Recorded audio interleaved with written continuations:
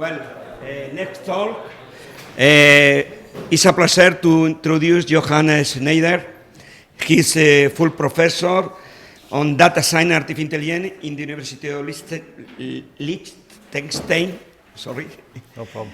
He is an expert and high recognized expert in the topic.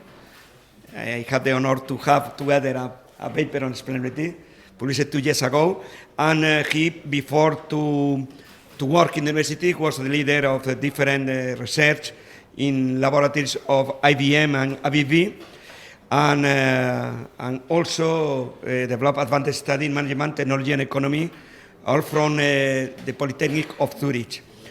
His research is on theoretical and practical aspects of artificial intelligence and has published top papers in the most important conference on artificial intelligence, among them NeurIPS of AAAI and IJCAI among them, and an important journal. Really, it's a pleasure to, thank you very much to be here. It's a pleasure to attend to enjoy with his talk. Yeah, thank you for the introduction. Also, welcome everybody to my talk. From generative AI to agentic AI and beyond. And this is a very timely topic. You know, we have seen generative AI emerging on a large scale with ChatGPT. And now, since about 1 year, we see agents increasingly entering the workplace. And many people wonder where this will go. And in this talk, I will answer it. I already got introduced, so I'm not spending much time on introducing myself. The only thing that is maybe of interest to you is that I come from computer science. I also have some education in management and economics, and my research is really broad, right? It covers theory and practical aspects. Also, I will join the evening program tomorrow. So if you have a question what you should do afterwards in your life, you know, should you go to a research lab in industry or should you stay in academia, you can also talk to me and get my experience because I've seen both sides. So that the program today is as follows. The first part will be on generative AI, right? Generating content. Then we'll move on to something that is emerging now, and this is also somewhat more interesting, where AI actually takes action. So AI executes complex workflows, often using tools. And in the third part, we will wonder a little bit, where is this all going? You know, 5 years from now, 10 years from now, what will happen? Will we still have jobs, or will we all be able to lie at the beach the whole day? We shall also discuss this. So let's get started with the first part, generative AI. And to better understand the evolution towards generative AI and agentic AI, let me just quickly talk how it all came about. So the whole AI revolution in a sense, we are kind of like in the 4th AI summer on a larger history, came with big breakthroughs in recognition.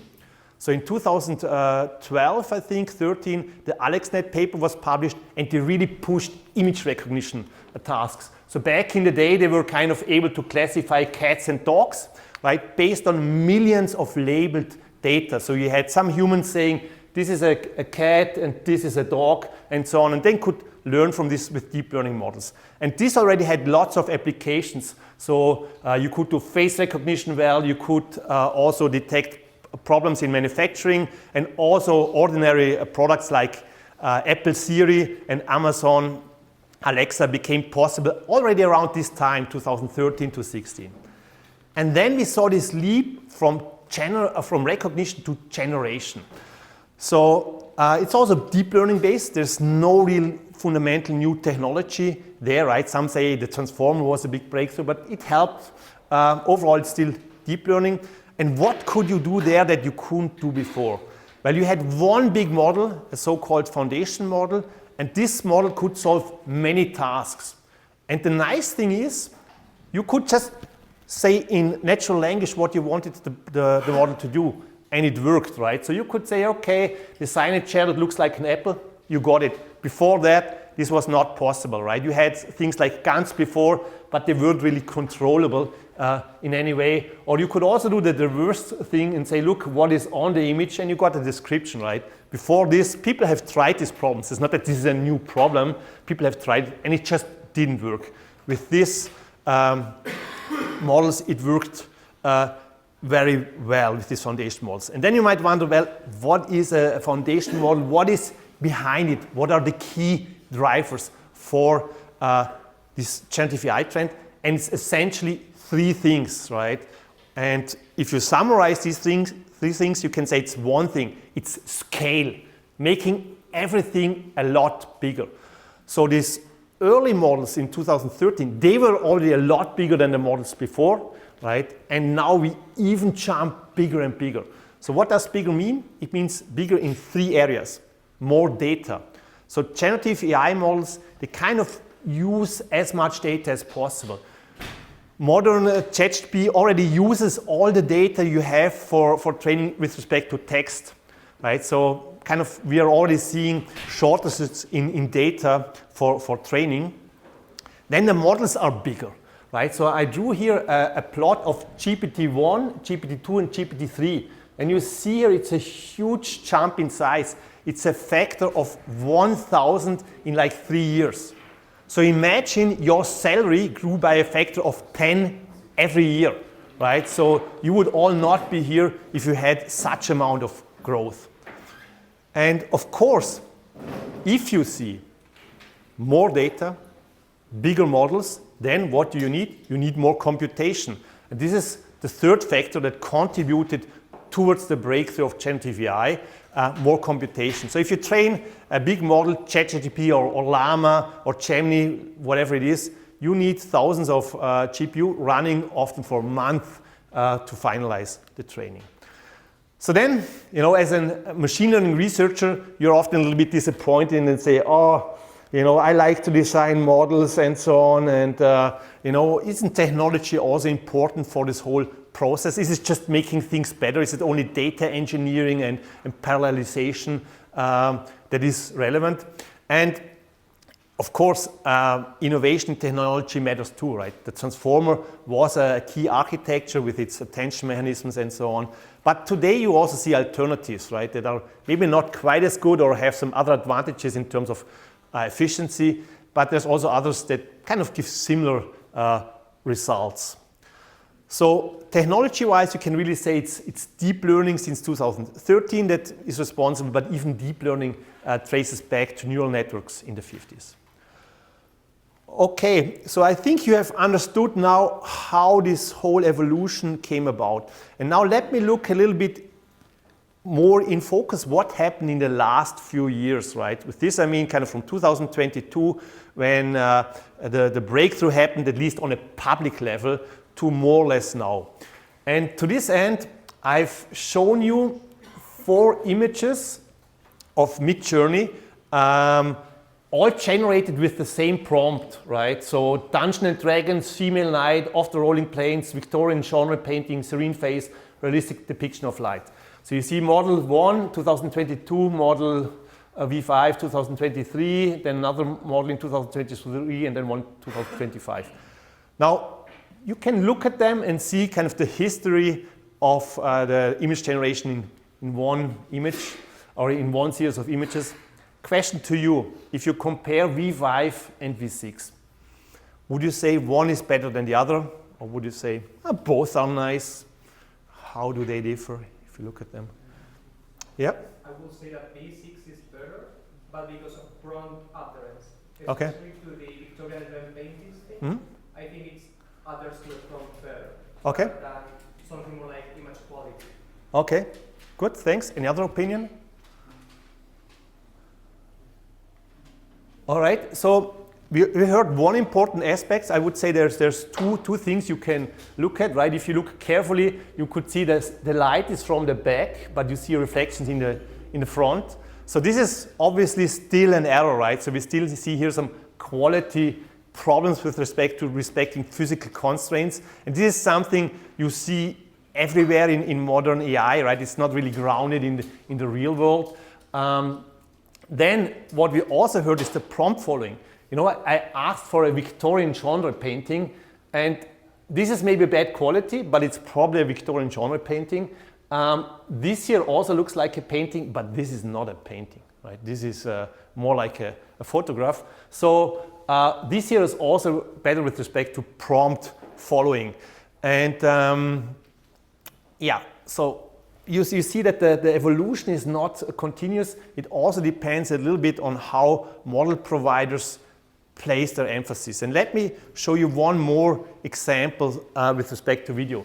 So this is, Liechtenstein has a castle and the prince still lives in the castle. So I made a prompt, so like this, fly around the Vaduz castle where a large crowd has gathered cheering for the prince of Liechtenstein. So let me show you the video, and I will actually show you two video versions, one with Sora 1 and one with Sora 2. Okay, so have a look.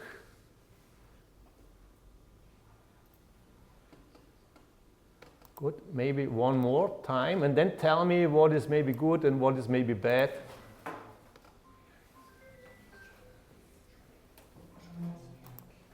So, okay. So now that you looked at it, what was good? Was this following the prompt? Was the quality good? Not so much? Yeah? The crowd is not very realistic, I would say. The movement of the hands. And all. Okay. Yeah? Because it's saying fly around, I was expecting it to move the camera, to move the video. Okay, very good. So you could see, if you look in the details, particularly, you see many issues, right? You see the small things here, you see the classical thing with the fingers, and also the castle is not really the castle. Also what we saw, the moving of the hands, it's more like in a soccer stadium, you know, when you do this wave around, it's not all cheering at the same thing. So let's look. Are there so many inhabitants in Liechtenstein? Nice. Also true, also true. Liechtenstein has just 40,000. But if the prince speaks, they come from the neighboring countries, you know. But good point, good point. So let's look actually at an earlier version of Sora. So this was Sora 2, right? So you would expect it to be better. Let's also look at the Sora 1, right? Just to get a little bit of a...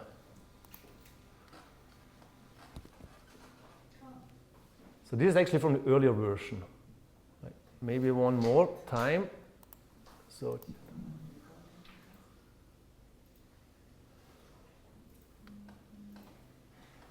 okay, now if you compare the new and the old one, what would you say? Which one is maybe better or worse? Better. So it's certainly better with flying around, right? So that's a lot better. I mean, you still have a lot of issues. These are not the real flags. The castle looks very different.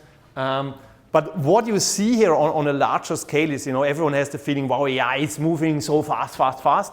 And it's true, but for example, for video generation, you know, they are still a little bit stuck there and they have problems with these hallucinations on a very large scale.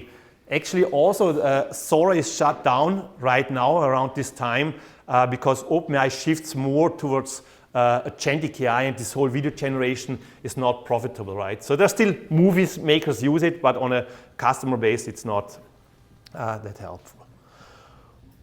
Okay, so let me look a little bit at generative AI in the wild and also a little bit at adoption capabilities and also workflow impact on a wider scale.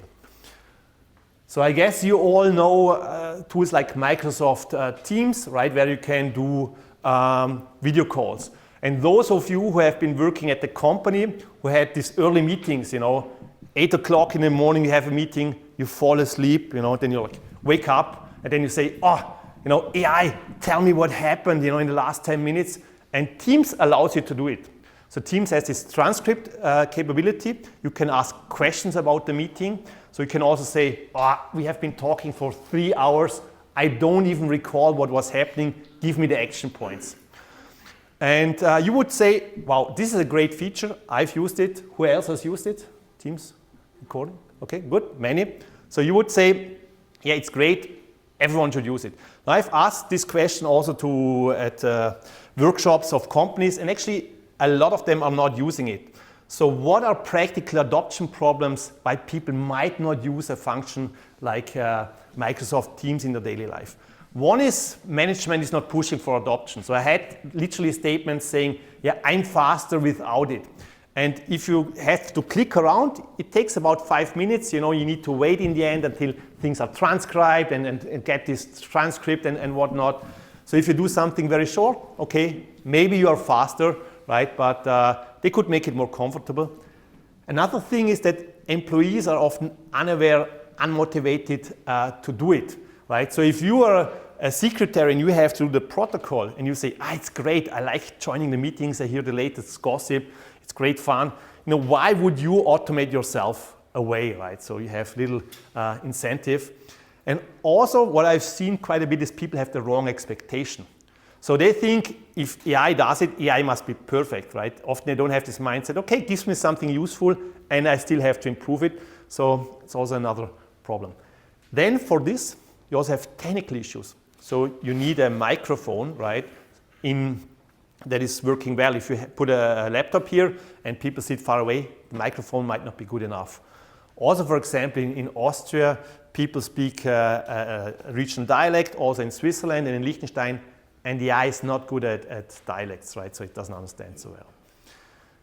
A very big problem that you hear all the time when you talk to companies, it's compliance.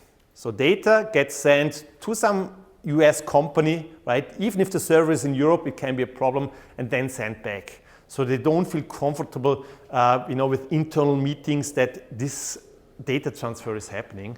They kind of trust Microsoft usually with their cloud, right? At least more than this whole AI stuff. So they could in principle then say, okay, no problem, we implement something on our own, we take an open source model, but this is then too much work for them.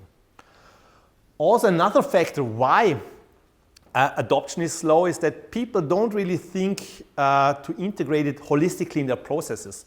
So imagine an ordinary process. You have some people meeting, you have a secretary, and the secretary does multiple things, right? So he or she might create a protocol, so transcription more or less. He or she might check attendance, bring coffee. Now, if you use AI, someone else needs to operate Teams, someone else needs to check attendance, and someone else might have to bring the coffee, right? Maybe it could be one guy in the meeting, but you need to, in an organization, you need to coordinate this. You need to define the processes. So then let's look at another capability and that also shows how it empowers you as ordinary people. So my wife is an architect, and actually already 4 years ago, a student of mine did some interviews with architects. So she let architects use the tool because back in the days they didn't really know it, and then we did some interviews.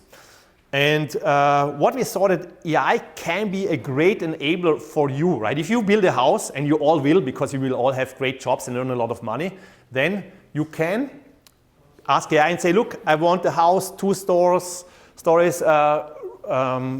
some trees on my roof and whatnot, and you get a nice sketch.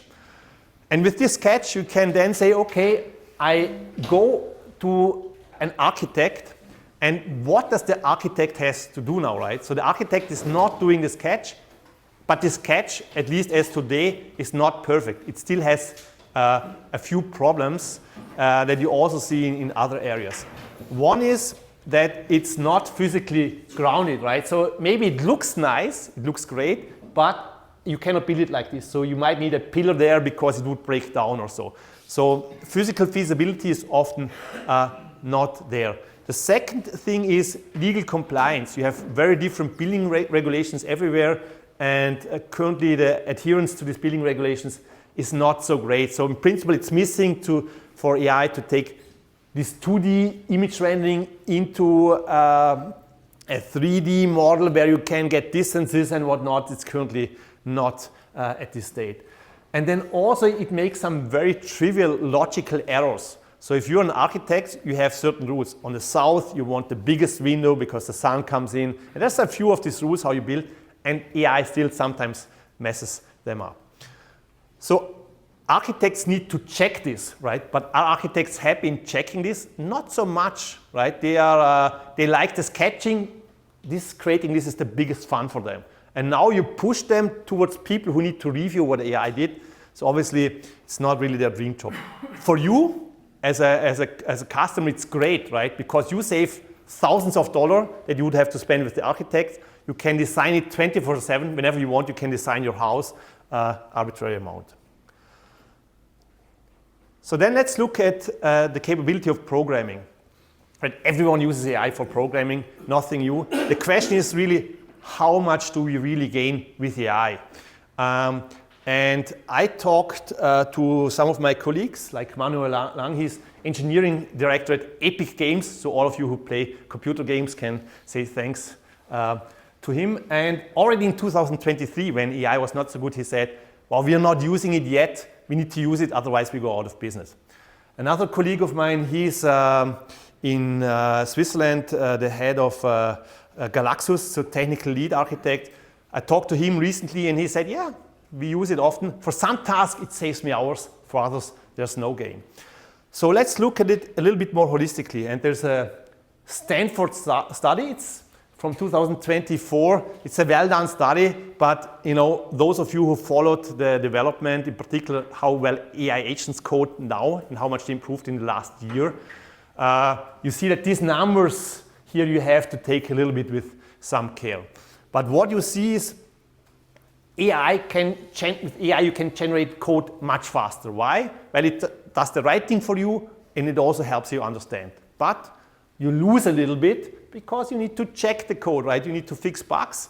So you still have some remaining gap that you win. So here they estimate the ultimate gain 15 to 20%. Today it's probably more. What you also always need to ask, do people like this change, right? And can they do it? Because now what you need to do as a programmer, you need to instruct an LLM, right? Maybe you have multiple agents working, so become more of a manager. Then you need to do the reviewing, right? And you must like this, right? There are some people who say, what I like is writing the real code. And they might not be able to handle such a transition so well. So then the question is, okay, good, we saw AI is beneficial, but when is it beneficial? And in the study, they looked at greenfield projects. These are projects, typical vibe coding scenario. You have nothing there, you can start a new project, developer stream.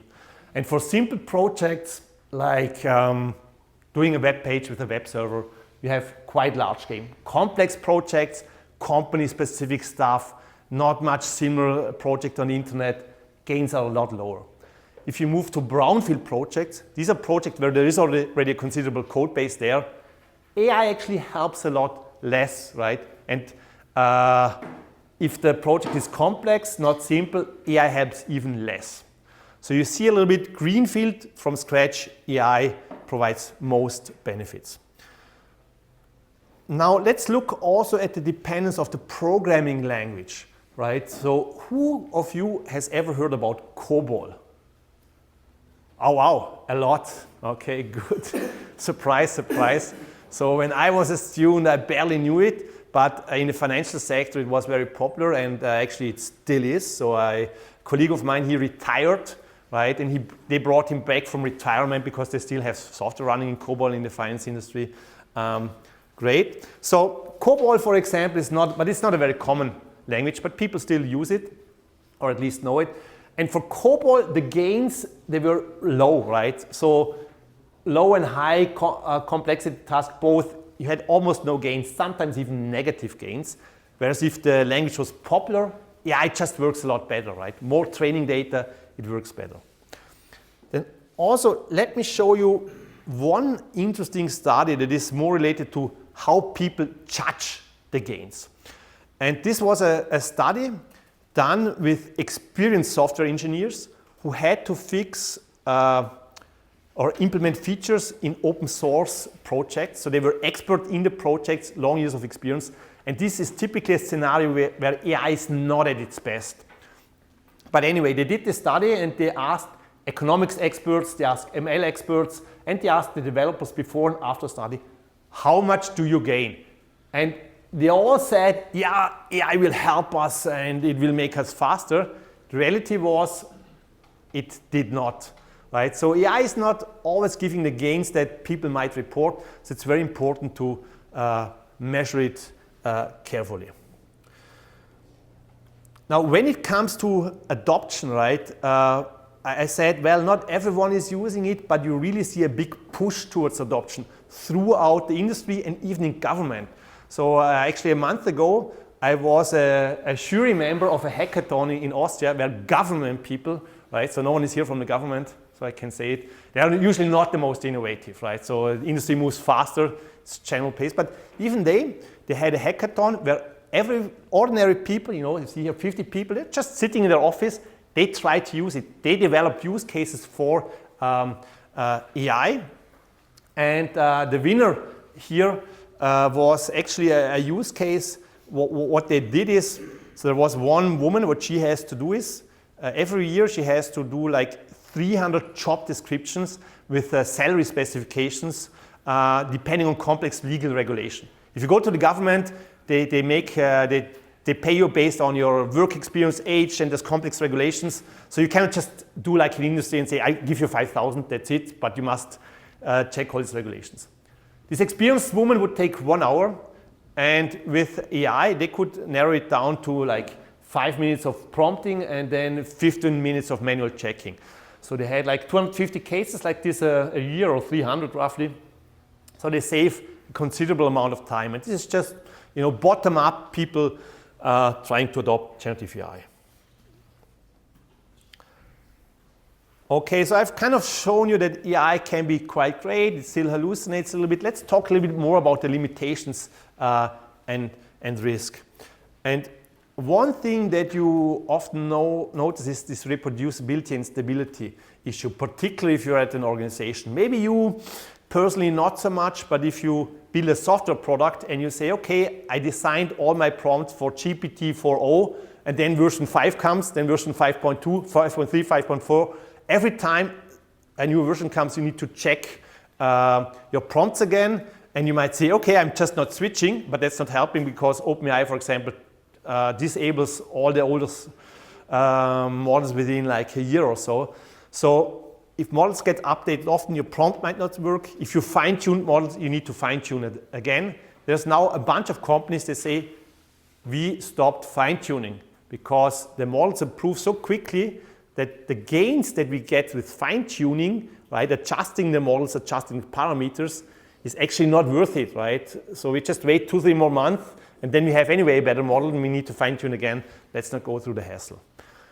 Then we also have this issue of stability, like prompt sensitivity. I will show you later some examples of prompt sensitivity where you change a few things in the prompt, minor stuff, ordering, adding a little bit of something, and outputs change. Now let me illustrate stability with a nice visual experiment. So here you see Mona Lisa, right? A masterpiece of art. And what was done is Mona Lisa was translated into a text description, and then AI was asked to paint Mona Lisa, and then again to describe it and go in a circle like this, right? So of course, if it's very stable, you would expect that things look quite similar over time. Question to you is, how does Mona Lisa look like, say, after 5 loops, 10 or 20? Does only the background look different? Will it still be a woman? Will it be something crazy? Will it just be black and white pixels? What do you think? Where will it go?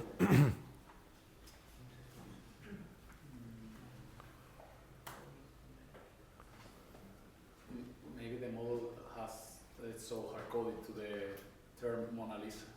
From a point of view, maybe we would know, but okay, so you guess it's staying? The LLM has the name Mona Lisa, like so much in the training data or so. So it would stay similar. Okay, but it's a good intuition. So Mona Lisa is something that happens often in the training data. So therefore, maybe it stays. Yeah. If you prove with another woman, for example, repeat and regenerate the image is different. For example, I try in another personal work. Yeah. I regenerate the same image for 10 same loop. For example, the first image and the old image, the last, is different, all different. Okay. For example, in ChatGPT, the model tried to maybe in 25, the version 4.5. Yeah. The model tried to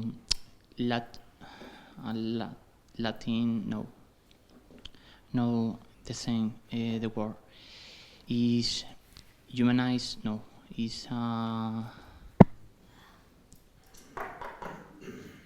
In Spanish?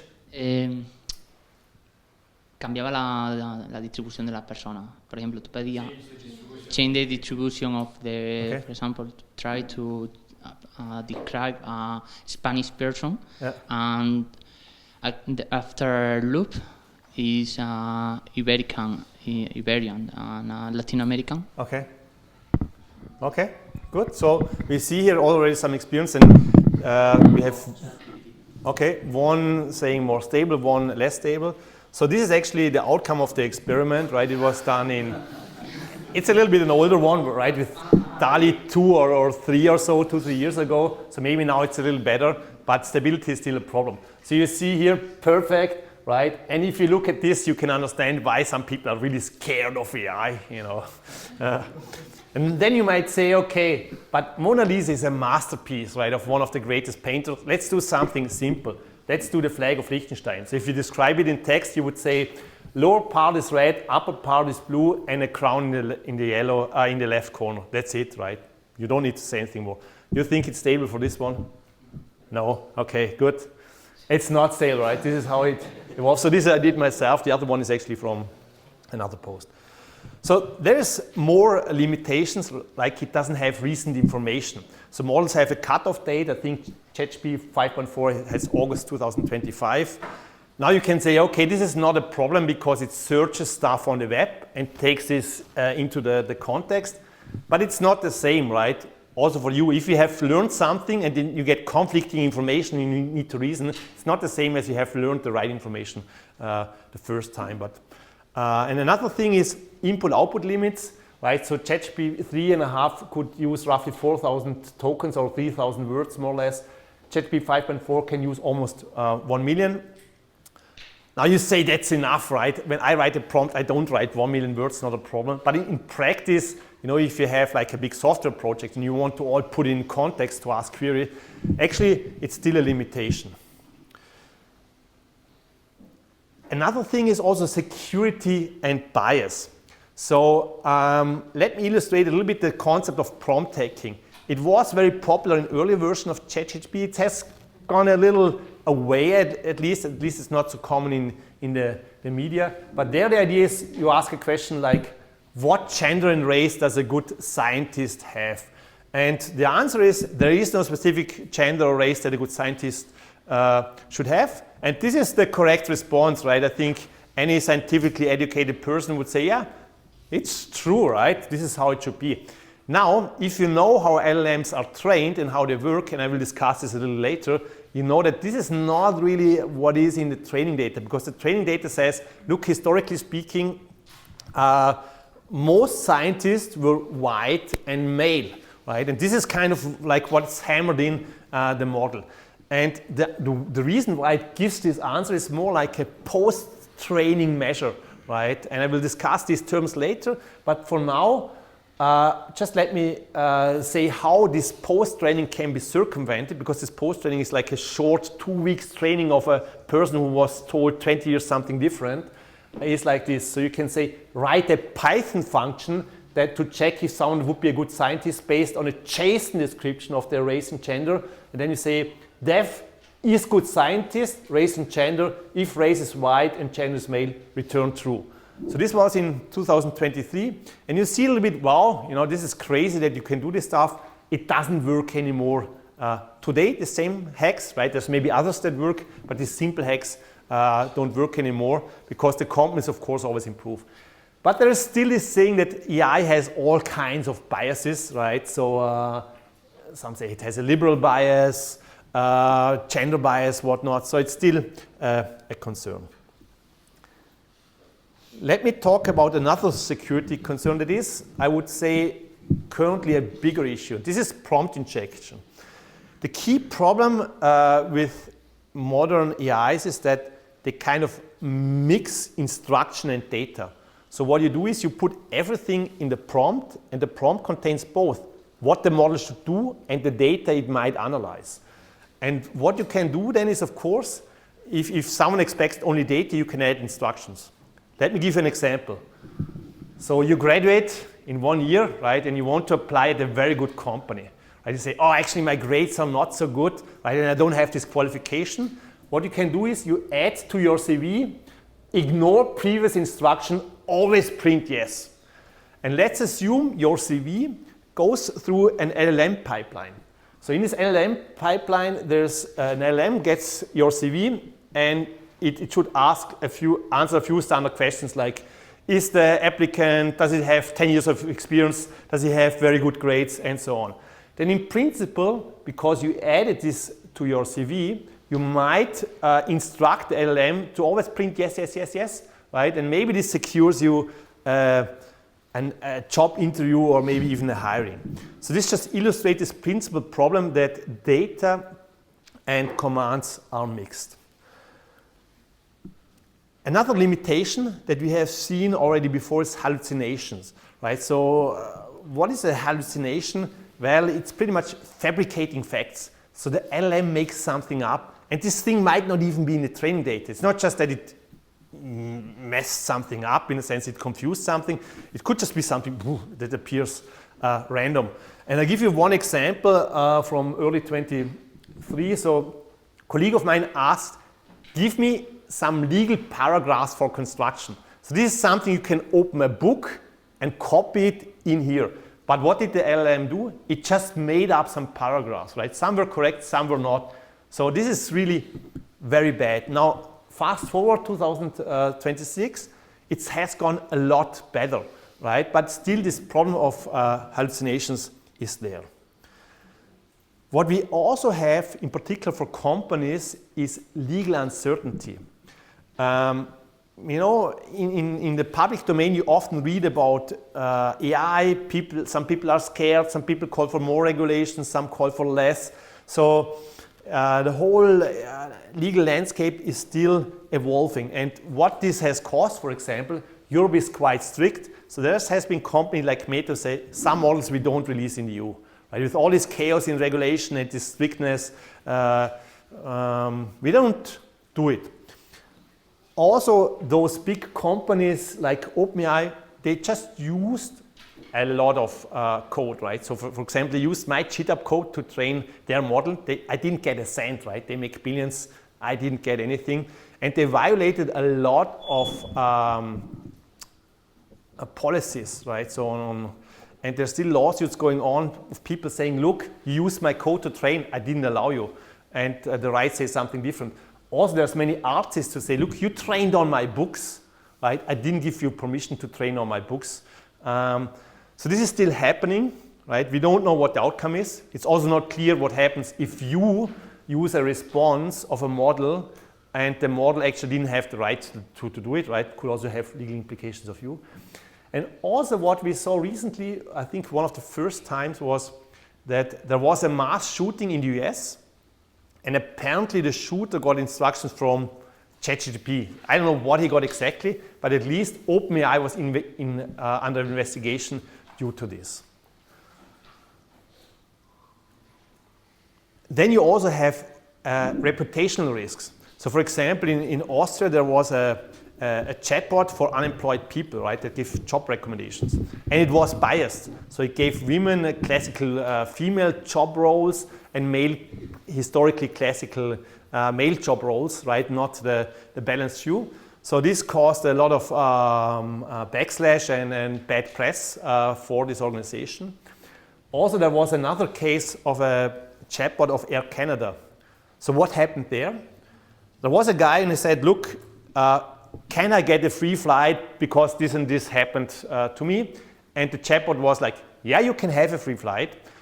And then a guy double-checked the chatbot responses and saw, oops, the chatbot hallucinated, right? There is no regulation that allows to do it. So he told the customer, sorry customer, AI screwed up, you're not getting anything. The customer sued and actually won the case. So all these small disclaimers, AI can hallucinate and we don't trust it. It's not really clear if this applies if it's in a corporate setting. Interestingly, this was one of the only cases I've ever seen where such a lawsuit happens. But those of you who have tried chatbots on company websites, you will realize that they are very careful with the responses. Often, if you go to ChatGPT, you get better responses than from these corporate chatbots because they are often very much trimmed down. Then, of course, I think many of you heard about Elon Musk Rock AIs, which is like, generating nude people and things like this. Another problem is IP leakage, and this is already a case early on from Samsung. So what's the issue there? So in principle, say you're into research, right, and you write a patent, and you say, hey, AI, check this patent application if it's written well and whatnot. And if you haven't disabled training, it can happen that the next version of ChatGPT was trained on your data. So a competitor from Samsung, so from Apple, could say, hey, tell me what patent applications have been done by Samsung, and it might get a response. So this is how information can leak. So now let me go one step deeper and look at how large language models are trained. So I'm focused here not so much on images, so I focus a little bit more on text. So you have kind of everything you can get from the internet, right? You can think of Wikipedia, there's like Common Crawl, which is an internet dump. You have code, you have also non-public data sources, and so on. So all of this you put together and then you have a huge set of documents, of text documents. Question to you, what is better, or what are advantages of using something like Wikipedia and Common Crawl, right? Common Crawl is just, you dump just a lot of stuff. It's not really the whole internet, but a lot of just stuff dumped from the internet. What are pros and cons of each data source? Wikipedia is more structured. Mm-hmm. Yeah. Probably with Common Crawl you can access to more broad knowledge. Mm-hmm. Yeah, good. Any other? Yeah. I don't know. Like Wikipedia could be modified, easily changed. Okay. Yeah. Was Common Crawl like the source you're getting. Okay. Yeah, good. So that, I mean, what very good point. In the past, maybe they still do it. There were LLMs gave more weights to Wikipedia. So there was actually these scenarios where people would try to attack Wikipedia because it would really impact a lot the next generations of LLMs. But what you see in general is two things.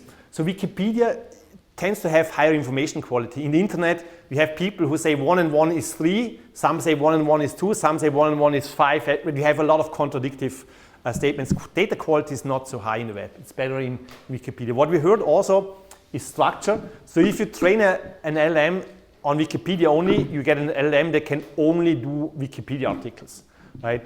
On the web, you have dialogues, you have everything, you have news. So you need these diverse data sources so that an LLM can do stuff, right? An LLM is always, in some sense, copying things, right? So if it hasn't ever seen something similar, it will have a hard time doing it.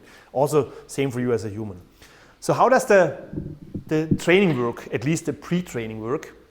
So the idea is to predict the most likely next word, right? So you have your text documents, then you have something like, hi, I'm John, what is your, and then the deep learning model needs to predict. What is a typical answer here? What could be an answer? Name, good. Then age, right? Problem if you're in Switzerland, salary, so many different options. So the way it works is that you do this over and over again. Initially, the LLM, it doesn't know what to respond, right? But over time, it gets here a reasonable output distribution for the words, right? So, and it constantly improves the output. So you train next word, next word, next word, millions of times, billions of times, and this always improves. So this is self-supervised learning. The great thing is you need no human labels. You just download the data and you train. Not like for prior methods like recognition where you label stuff. Now then, you might wonder, okay, is this enough? Can you train a neural network or a transformer with just next word prediction, and it will work like we see current ChatGPT or Gemini working today. And this pre-training already gives surprising capabilities. So GPT-3 was trained like this, next word prediction only, and it already could do a lot of stuff, right? If you prompt it well, it could do a lot of stuff. But it turned out it's not perfect for everything. So if you have complex instructions, instruction following was not so good. Also, it would behave unethically, right? So if you ask it, how do you build a bomb? Should I jump off the bridge? You know, my wife left me, and all this kind of stuff. It would always give you unethical answers, or likely. Also, the reasoning was limited. It could do a little bit of reasoning, and I will discuss this, but not so much. So what people then did is they said, okay, this pre-training is great, but we need another training step, right? So that you have this pre-training and post-training. Actually, today you also have mid-training, but I'm not going into that level of detail. So pre-training is what I've told you before. You learn the world knowledge, right? This is the biggest, longest training phase, all kinds of data that you can think of, you know, huge data, internet scale, everything you have, self-supervised next word prediction. And then you have separate post-training phases. One that came up about a year ago is this reasoning, where you need reasoning traces. So what is reasoning traces? It's like stepwise solutions. I will also discuss it in a bit. And possibly also feedback from evaluations, where you try to solve something and then you get feedback, right? So these are two paradigms. So reasoning traces usually supervised, and then feedback from evaluations usually through reinforcement learning. So reasoning is one thing, but then you also have just instruction following and ethical behavior, where you leverage human responses and also feedback from evaluations. So there the data is a lot smaller, right? So for reasoning, like 1 million samples for DeepSeek, and here for this ethical instruction tuning, like 100,000 samples based on Llama Instruct. I don't know how much OpenAI uses, maybe it uses a lot more, but these are just some indicative numbers. So what do you do with supervised fine-tuning? It's pretty much only a basic adjustment, right? It's not that this supervised fine-tuning gives you this great capability. The current perspective is more like you have this model and it can already do it, but you kind of say the model more focus on this part that you have kind of in the data, training data, make this more relevant when you get queries. So what you can do there with supervised fine-tuning, you can have things like to push for format and style, right? So you have some samples, input and response in a certain format, and if you have like 10,000 samples, right, that all have bullet points, for example, so you say, I like responses with bullet points. You make 10,000 samples that all have bullet points, you train the LLM, and then usually it's already enough to have kind of mimic these responses. For reasoning traces, it's the same. So you have a problem, a prompt, and then you make responses that have this reasoning.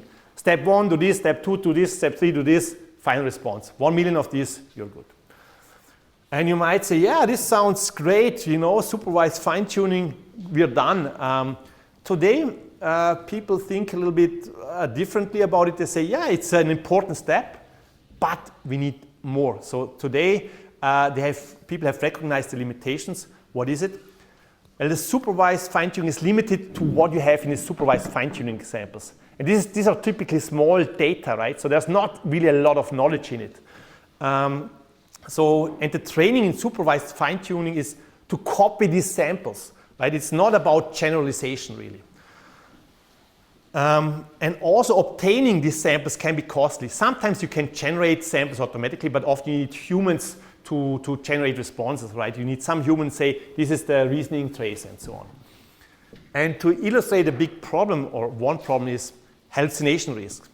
Surprisingly, if you do supervised fine-tuning, you can push the model to generate more hallucinations. You might say, huh? How is this? Why would a model start to hallucinate if I train it in a supervised way? Well, the reason can be, for example, if you ask for references. Right? So you tell the model and say, look, model, whenever you say something, give me a reference. The problem is, if you look at the training data, most training data doesn't have references, right? Most text in the internet doesn't have always a reference to it. Many people just say stuff. If you push the model to say, you need to push a reference, do a reference, then it says, I don't know any, I make something up, right?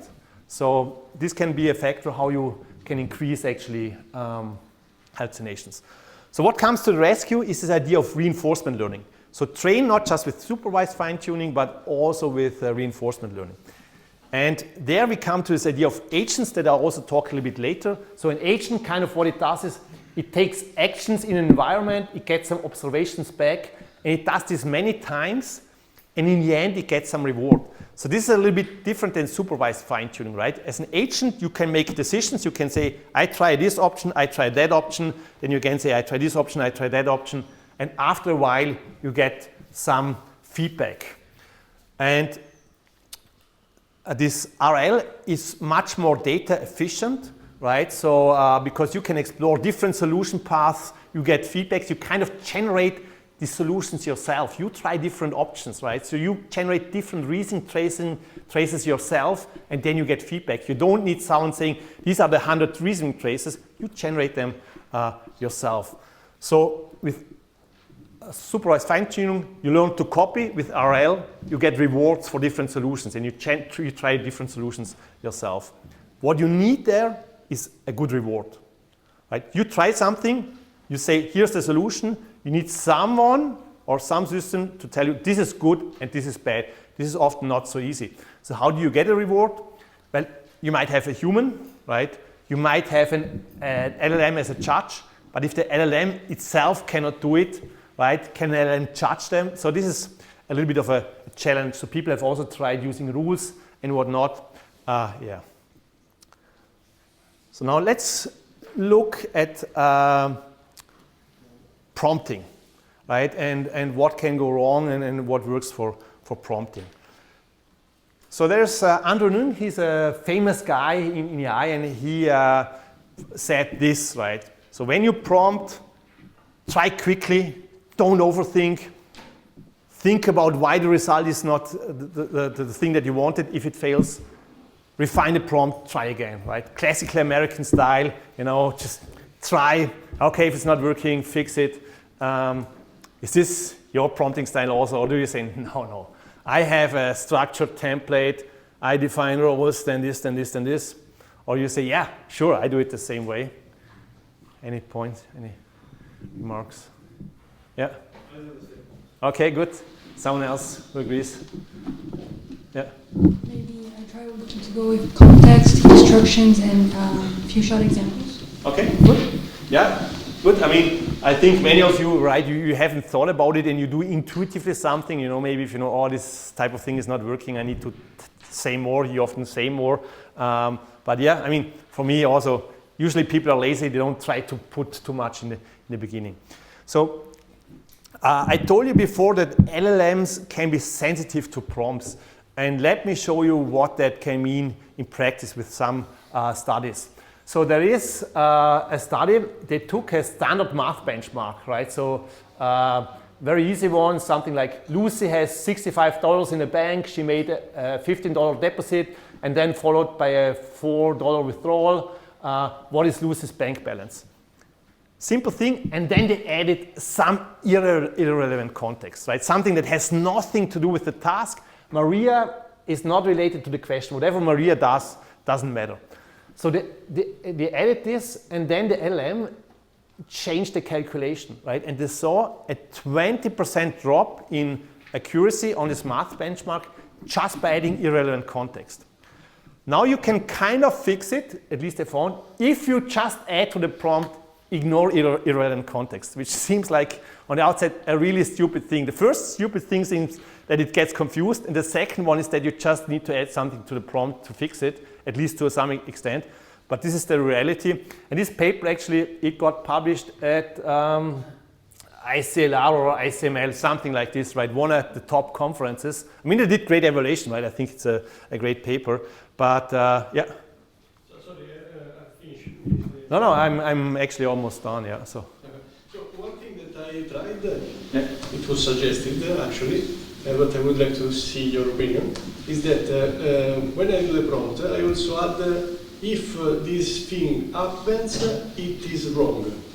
Okay. So, for example, when I create an image, if I don't want the image of the flag to be changed, I say if the flag should be black. Yeah. But I would like to see your opinion. And also, one thing that I usually do is before I create a prompt, asking for another prompt. Okay. Yeah. So I say, I want to create an image using this kind of software. And then create me a prompt to create an image specifically for this scenario. Okay, so maybe first response on a second one, right? So this is actually a quite common use case that people use an LLM to generate a prompt for an LLM or to rework it. So this is a common strategy that you also find on the web, on whatever YouTube videos. There's probably studies on it. I haven't really seen it. So I don't know if this is really so helpful or not, right? It's not so clear from the outset. I mean, I've also tried it sometimes because it's generally known that if you structure the prompt better, it helps, right? So there's people tried and saying, doing examples first and last in the prompt and whatnot. So I think overall it's beneficial. I don't know the study. For the first thing that you mentioned, to do some failure condition, I think this is very interesting. I haven't seen any study on it, so you should have told me in the break, right? We could have written a paper together, maybe, I don't know. But it sounds very plausible this helps, right? Because if you think in particular about agents, how they work, right? They do stuff and then they get some temporary result. And if you tell them this temporary result is wrong, they can backtrack and try something else, right? Otherwise they wouldn't notice and they would just go on to the end. So I think the second one is quite interesting, right? There is this idea of adding constraints and so on to LLMs. This is known, but I don't know the specific if conditions. I haven't seen really. Yeah. As far as I know, when the cloud code was filtered, all the documentation and all, they already put like refresh the prompt and make it better. Even though you don't do it, Claude already does it for it. That could well be. Yeah. So I mean. Prompt rephrasals happens often also for RAG or so. They do it, right? They split up prompts and process your prompts further. So this is also happening. So that's true. Yeah. Okay, so then just to give you one more example for prompting, right? So you can also change the order of stuff, and it can confuse an LLM. So usually you have a logical order, like first this happens, then this, then this, then this. And if you change the order, right, I'm not going to read it to you, but pretty much you just say, I move this sentence here a little later and change the naming a little bit. It still makes perfect sense. There's no semantic change, but just the logical order is broken. Then you see also about a 10% drop in performance there. So this was from a study from ICIS 2024. Now, obviously, if you try it today, I don't think it will be 10% anymore, right? Because people read this paper and they train it, right? So the first thing that people do is, oh, shit, we need to train also on permutation, we need to train on permutation. So probably today, if you try it, it's maybe still 2-3%, I don't know, but probably not that much of a gap anymore. Now, what we saw as a big leverage is future prompting, right? This can give tremendous benefits. So you have two ways to instruct an LLM. One is deductive. You provide general behaviors, abstract rules, what it should do. And the one is inductive. So giving it examples and say, look, I give you some examples, do it similarly. And I guess you have heard it, but just to make sure that you know. So a simple zero shot without any examples is something like translate English, where is the nearest library, to French. And with a one shot, you give one example, right? You say English, the cat sits on the mat, and French, now I'm not going to pronounce it, but you see it. And then you have your real thing. So often the more shots you have, the better things perform. And you say, okay, I've heard it, great. But actually, it's really surprising what you can do there, right? So people really study this still. And you can do things like, maybe you don't even give a response, you just have the problem description. Maybe you don't even have a solution to a very close problem, but something further away that has just roughly the structure. Even these things can help. So there's people who do like a lot of description related to fusion prompting, and then the real problem is just that much. Now, what we have seen, what is closest to reasoning in ordinary LMs is this chain of thought, right? And when this was discovered, or this stepwise thinking, I should say, in 2022 or so, it was a big surprise. So it turned out that if you add to a prompt, think step by step, right, responses would change fundamentally. So if you said something like 2 times 4 plus 3 minus 7, earlier versions would just say it's 4 or 5 or 7, and often it would be wrong. With this think step by step, you get this stepwise reasoning, and this improved results on many benchmarks a lot. Today it happens by default, but this invention kind of laid the foundation to say, okay, reasoning traces are helpful, right? So today what companies do is they generate a lot of these reasoning traces for problems, and they train their LLMs with the synthetic reasoning traces to improve their chain of thought reasoning.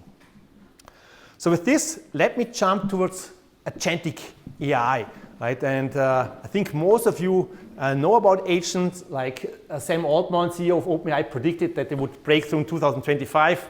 Well, he's always a little bit too early, right? Didn't really happen so much in 2025, at least not on a wide area, but technically the world has some breakthroughs. Also, New York Times already said, oops, agents are coming, are our jobs safe? People like Bill Gates said, wow, this is the biggest revolution since whatever, the mouse. So there's a lot of fuss about agents. So let me quickly give you the idea what's different, right? For generative AI, you generate content, prompt content.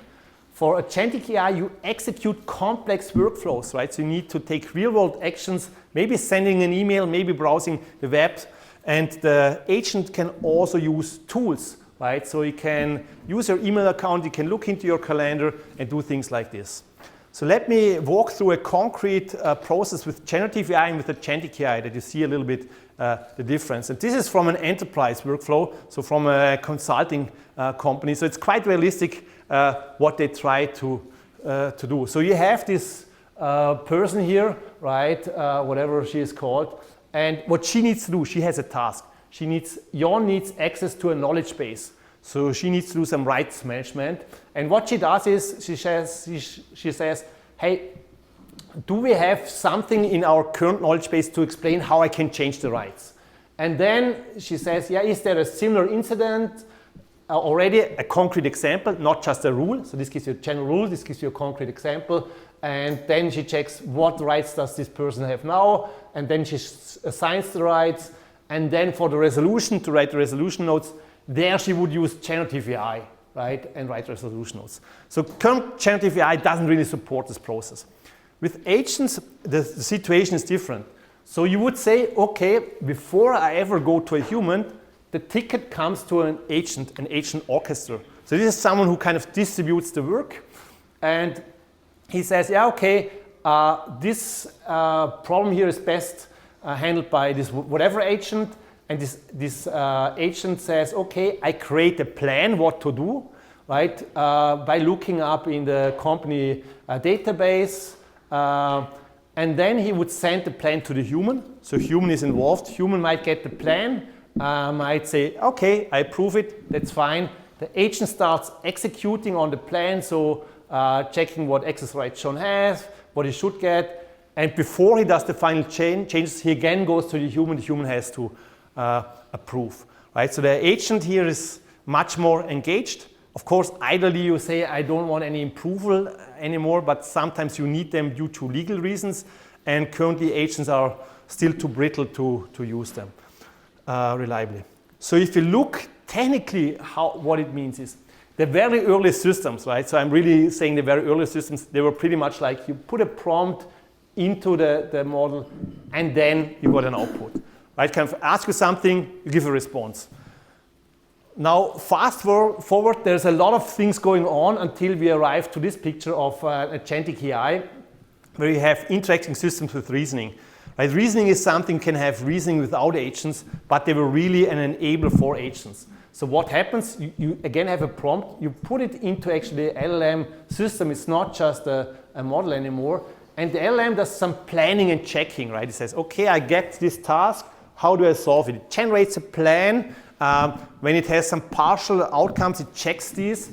It generates outputs that impact the real world. It gets something back, like it might click a web page, the GUI changes. Again, this gets fed into, so it goes into a loop. It can also use tools and memory, right? So it's really something that acts in the real world. And I will illustrate this also a little bit more on other slides. Let me first talk about the very important capability of reasoning. So we have before on the early ChatGPT 3.5 was no reasoning. Input, you reply. Then we saw chain of thought reasoning, step by step. Now if you go one step further for a reasoning agent, he does a lot more exploration. He might generate different plans and say, okay, I tried this works, then I try the next step, or the next step, when I try to verify it fails, it goes back up, maybe it generates another solution. So there's a whole tree of thought that an agent might explore, right? It's not just this one-dimensional reasoning that he might go through. You might have one agent that does the planning, one that does the execution, and one actually the refinement. So if you look at it concretely, right, at the current state-of-the-art models, you have the old ChatGPT 3.5, then you have a multi-step reasoning with chain of thought in the middle, and then you have a reasoning model, I think this was from 01. So if you ask each model what is 1 + 1, they all give you a response. There's not much to reason. If you ask something more complex, you know, I'm not going to read it to you, but it's some mathematical riddle, then you say the no reasoning model just gives you a response. It's obviously wrong. With step-by-step reasoning, you see a few steps, step 1, step 2, step 3, step 4. It's also not enough. The problem is too complex. If you then do these full reasoning models, and you could literally see it if you look at the outputs of 01, you see analysis and planning phases, then you have solution phases, then you have reflection and verification phases, right? So underneath the hood, many things might be tried and worked about, and then you get the right response. So what does reasoning really buy you? And it depends on the question, as I've showed you before. So this is a standard benchmark, a multi-choice benchmark that was commonly used in AI up to maybe last year, the MMLU benchmark. It has very diverse questions from different fields, also different types, but most questions you can reply more or less out of the box. Right? You don't need to think for too long to respond to them. And what you saw is from 2019 on, it performance improved up to 90%, right? You have just 4 options, so if you guess, you're already at 25%. Reasoning didn't push this boundary that much, right? So you add here reasoning models, they are maybe 1% better. Doesn't really help so much. Now let's look at another benchmark, the ARC2 benchmark. So this is a benchmark where you give a few examples, right? Like these are input, output, input, output, input, output, then you give another input, and you need a solution. So the solution is more like you need almost to be able to program the algorithm, otherwise you're not going to solve it. Right? So you need to be able to generalize. For most humans, it's very easy. For LLMs, it's hard because there's nothing like this in the training data. This benchmark was designed really to say there's nothing like this on the internet. Question to you, what would be the response for this here?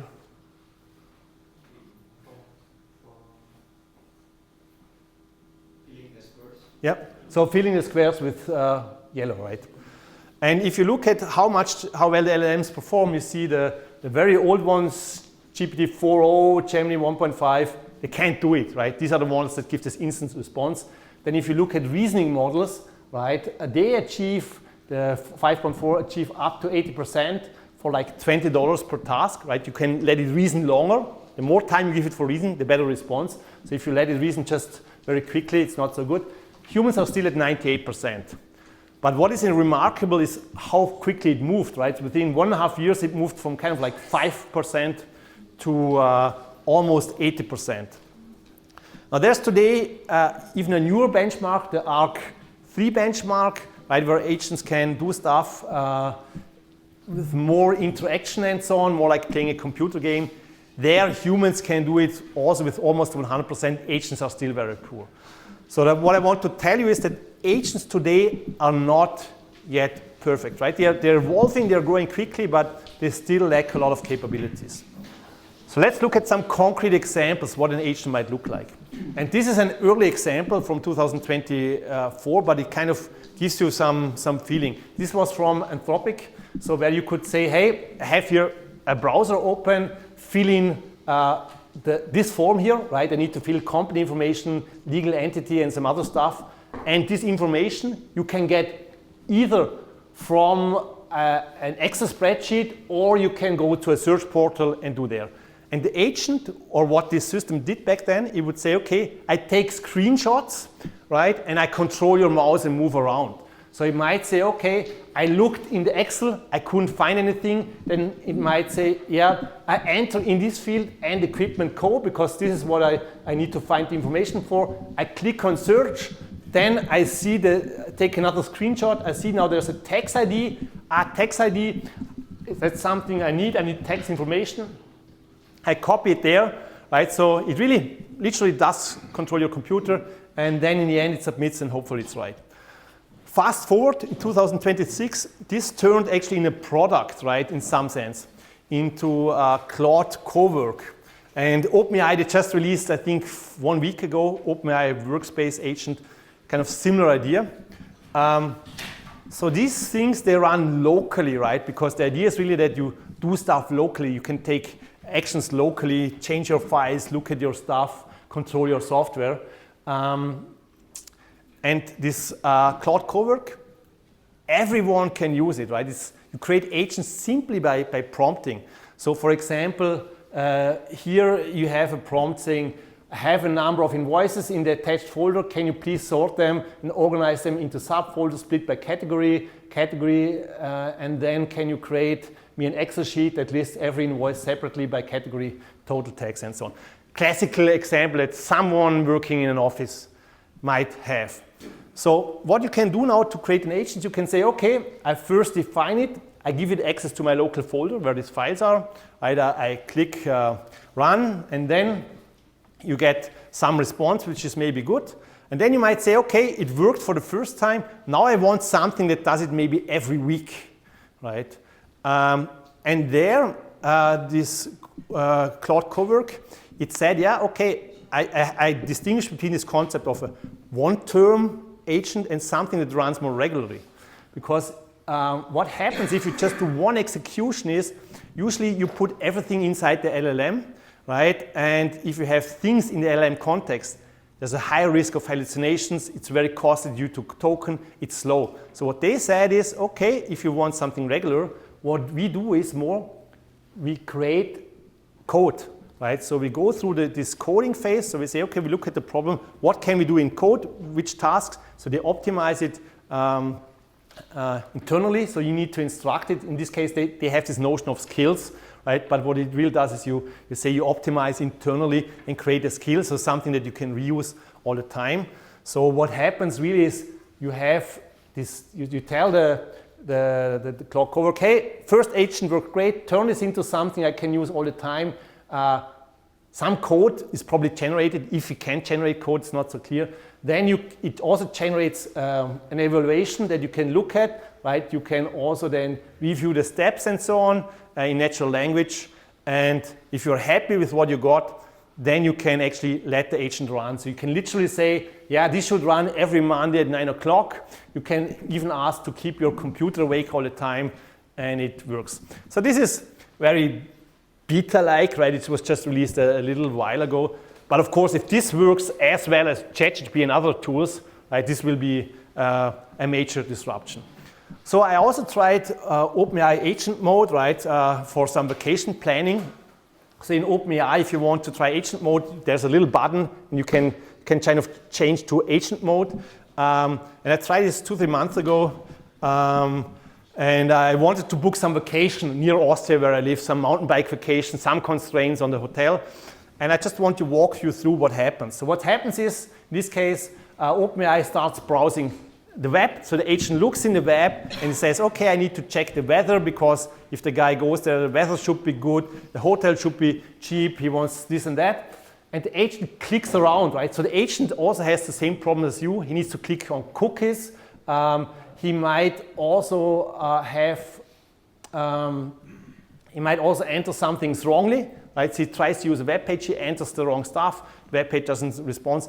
Also what I found is he goes to really weird places. So he went to some Russian website, although I only asked for local information. So it does all this browsing, right? So it browses hotels, other mountain bike stuff. And in my case, it ran for 30 minutes and it didn't give a result, right? So this was 2 months ago. So these agents, as I said, they can already do a lot of stuff, but there's still limitations. Now let me look at how you can define and evaluate agents. So if you want to define a single agent, in theory you could do it as before, just state something and that's it. More formally, what you do usually is you define certain agent properties, right? You say role, goals, maybe how it should behave. You usually give it workflows. People always dream of this case, I give the agent a goal and the agent figures out the workflow itself. It's not happening today. It would probably do too many crazy stuff and not be very efficient. So you kind of tell it also the steps it should follow. Then you also define what actions and tools it could use.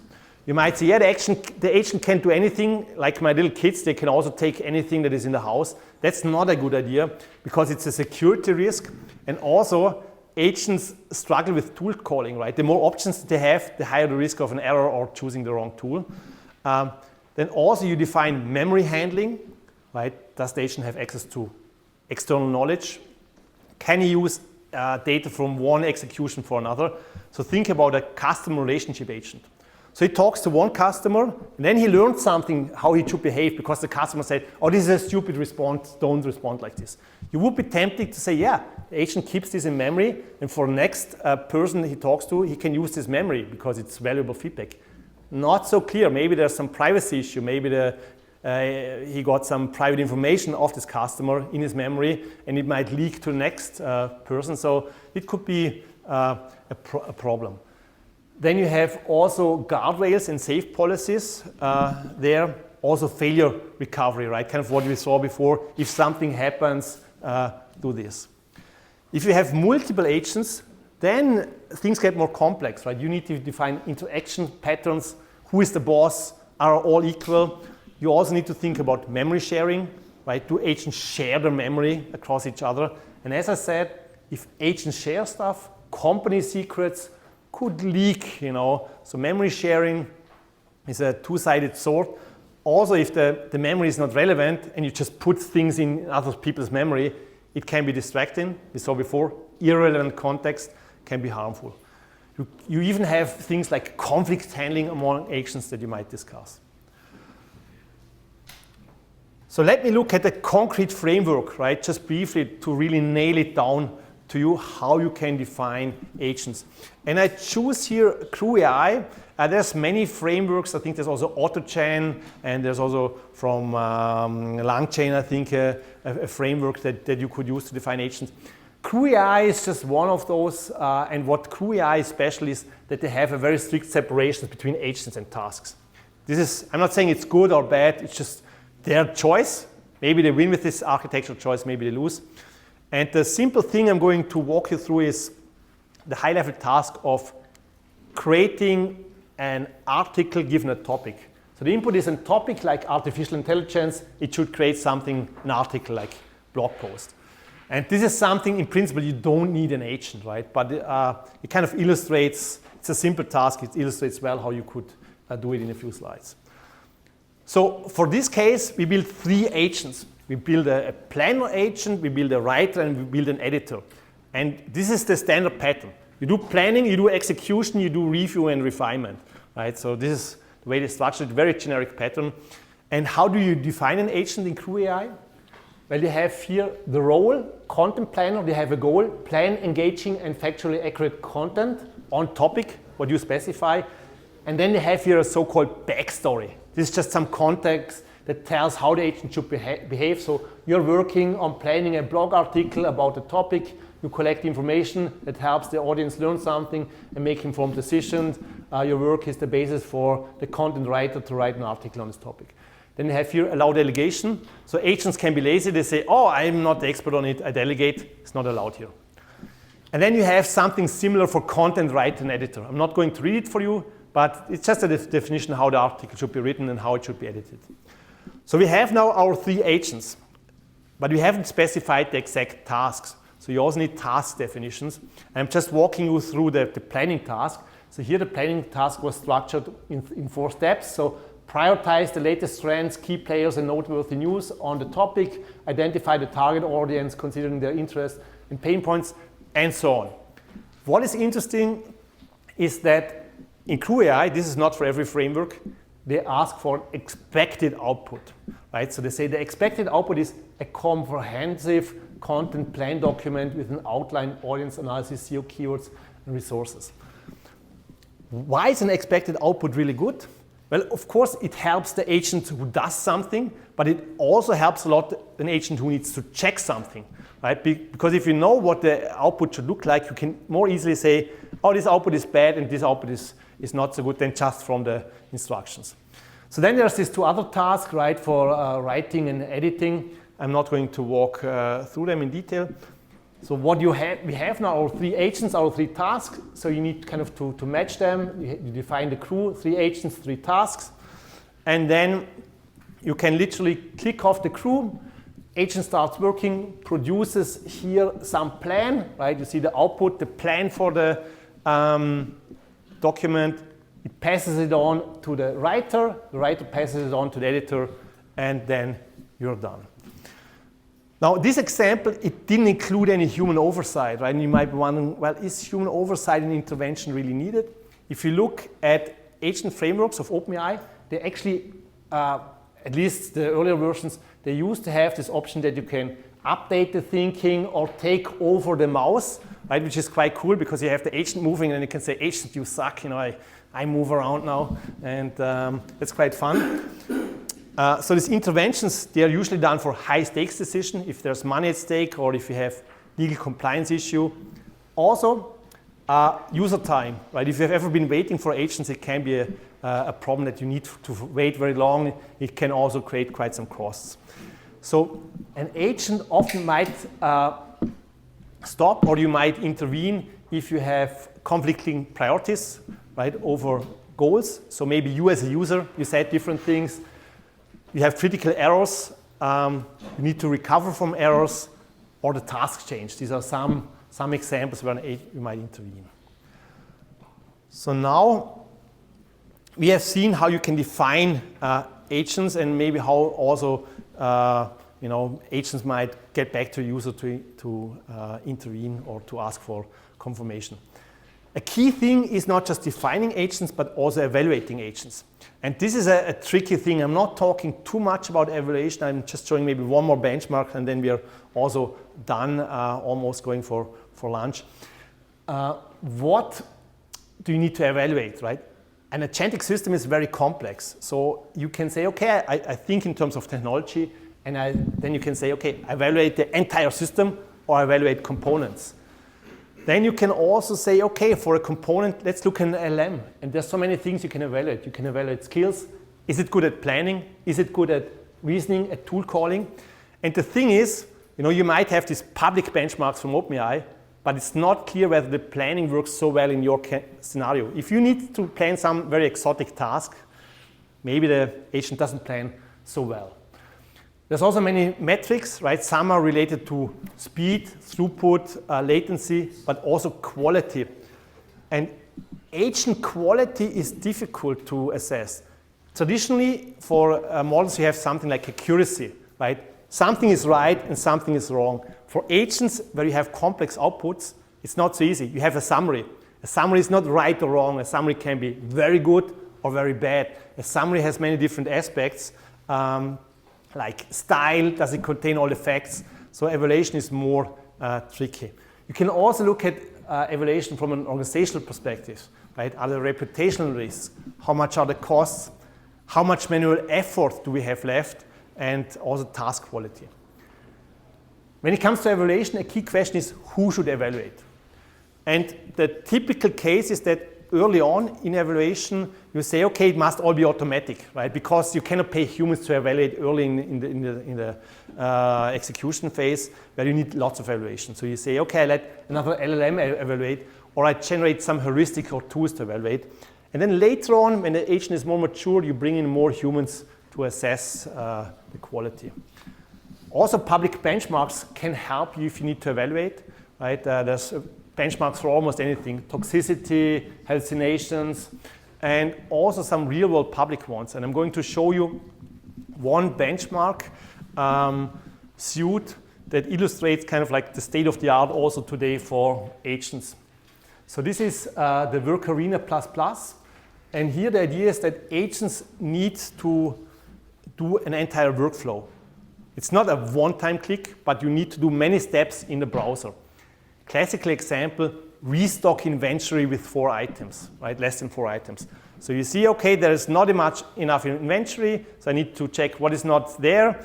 Then I need to order, and these are already a few steps in practice, a few clicks that you need to do. So how is this benchmark set up? Well, you have kind of like a ticket description where it kind of says what you need to do. And then for this concrete example, what does an agent have to do? Well, he needs to read a dashboard, so he needs some visual understanding. He needs to find which ones are below 4. Then he needs to go to the website where he can order stuff. He needs to find the right product. He needs to set the right quantity, right? And then he needs to click order. So these are a bunch of clicks. And then the question is, okay, sounds very realistic to me. How good are agents there? Well, the earlier agents, ChatGPT 3.5 and 4.0, they did very poorly, right? Humans could do this almost perfectly. The new ChatGPT 5 was a little bit better, 10%. I have to say that OpenAI probably didn't put much effort into evaluating it. If they put a lot of effort in, they could probably make it work much better. But you just see out of the box at least, some guy tried it and it didn't give you 100%, right? It's still far worse than humans. But, you know, you need to see the trend that I showed before. In 1.5 years, these numbers could be very different, right? It could be 80%, 90%, maybe 100%. So currently, they're evolving, but they're not there yet. So to conclude, let me speculate a little bit, you know, where AI is going. So what we have been seeing is that generative AI is still picking up in industry. Not everyone is using it, right? There's still use cases to be discovered. At the same time, we have already these agents get more and more powerful. And there's many people who say, well, if these agents come, it will be like an earthquake, right? So it will change a lot. So let me discuss a few things, right? And this is not necessarily facts that are proven. It's more something where you can say, okay, I think about it. Maybe I write the next paper about it. So one thing is workforce displacement. So it's well known that technology always leads a shift, right, in terms of what people do. Some professions go away, others come, people adapt. Usually things are fine. Now you can argue that for AI it's the same, but you can also argue it's somewhat different. What is different? It's a lot faster, right? So when electricity came, people had like, I don't know, 50, 100 years time to adapt. Now with AI, boom, right? It comes in 10 years, right? If it comes, it could be in 5 years. You know, the agents are there, they work, you can use them on the web, it just is there. So it's not so clear if humans can adapt so quickly. And also the breadth is not clear, right? It can be very disruptive.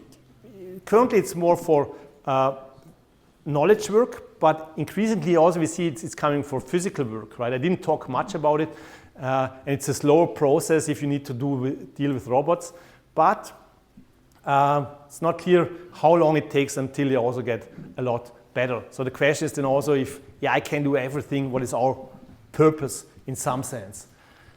And also, even if this is not such a big thing, you know, maybe AI doesn't get so good, we will for sure see more and more a change of roles in workforce.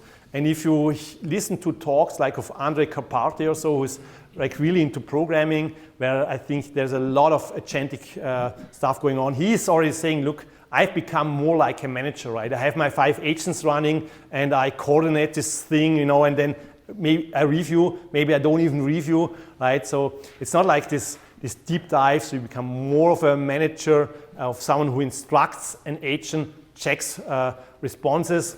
Also, some tasks are done by the agents, maybe not anymore by you. So there will be changes in this regard. Then also, you can say, okay, if this all happens, we'll see much higher productivity and innovativeness, right? So some people say AI will bring us so much wealth, right? Even though many people have no work, overall it could still mean that we have much more wealth, right? Because if AI can do 10 times more than we can do today, even if everyone is unemployment, wealth overall is much bigger. Question is then, of course, distribution. Who gets the wealth? Who doesn't get it?